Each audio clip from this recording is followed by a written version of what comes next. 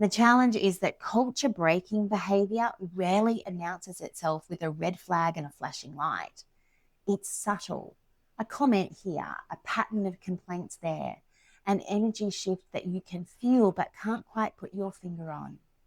The most common threats to a positive, thriving culture come from inside the team, and they creep in gradually, which is exactly why naming them here matters. These are the ones to watch for. Firstly, gossip and drama.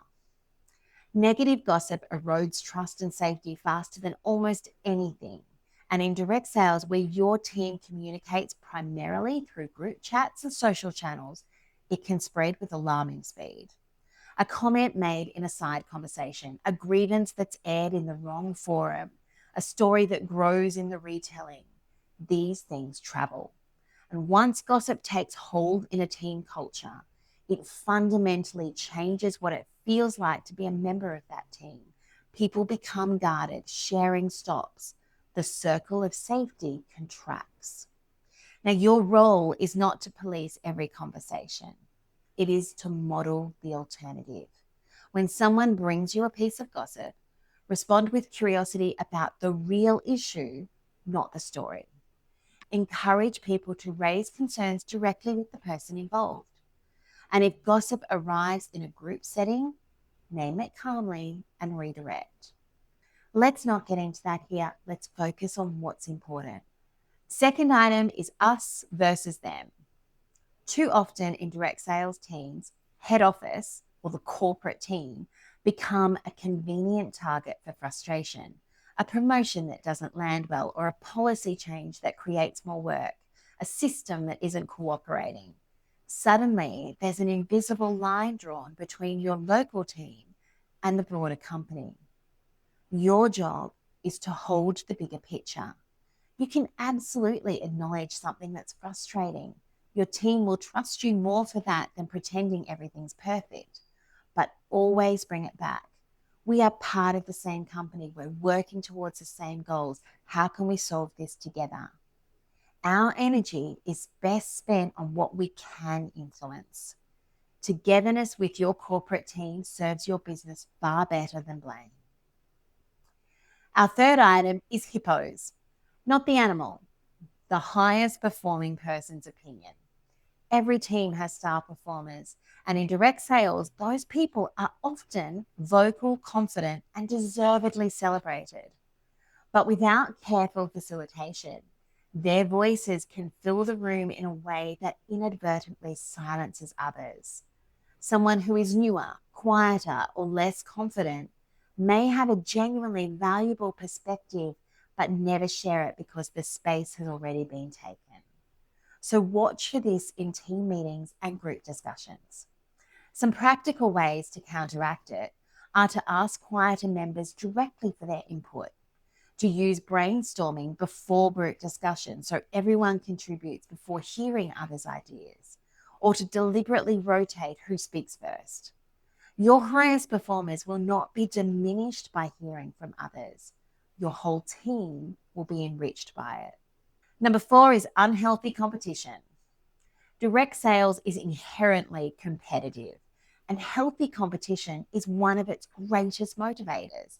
Leaderboards, incentive programs, ranked recognition, these all create energy and drive. We need to recognize the line between healthy and unhealthy competition, though. Healthy competition inspires. It makes people want to lift their own game. Unhealthy competition diminishes. It leads people to withhold ideas, to celebrate others' setbacks, or measure their own worth by where they sit relative to somebody else. In your team, the more your members succeed, the stronger your team becomes. Make that explicit. Success begets success. Celebrate individual achievements in a way that lifts everybody. Hey, look at what Sarah did, and here is what we can all learn from how she did it. Model generosity with your own knowledge and results. That tone is contagious. And finally, inconsistent leadership.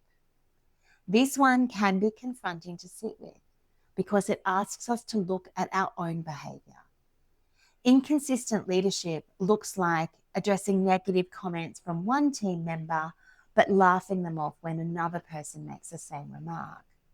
Celebrating a result one month and barely acknowledging the same result the next month.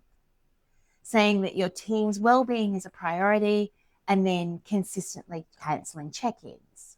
Announcing a new team standard and then never mentioning it again. Your team is always watching, even when you think they're not. And every inconsistency sends a signal about what is real and what is just words. This is not about being perfect. It's about being honest when you fall short and recommitting when you drift. Consistency over time is what converts good intentions into actual culture. When you notice behavior that falls below your team standard, the most effective response comes in 20 words. I'm talking about this with you because our team has agreed expectations and I know that you can reach them. Before you address the issue itself, those 20 words spoken and shared communicate 3 things to the person you're talking with. You're a part of this group. This group is special. We have agreed expectations of each other, and I believe you can meet those expectations. Let's think about it in action. Amanda from the A team notices that during the meeting, Claire is disrupting proceedings. She's talking over others and making negative comments about a new promotion. After the meeting, Amanda finds Claire and she says, Claire, I'm talking about this with you because our team has agreed expectations and I know you can reach them. I noticed you were talking over people and sharing negative comments about the office tonight. What's going on for you? Calm, direct, immediate. And it opens the door to understanding rather than conflict. In some situations, you might not even need to have that conversation.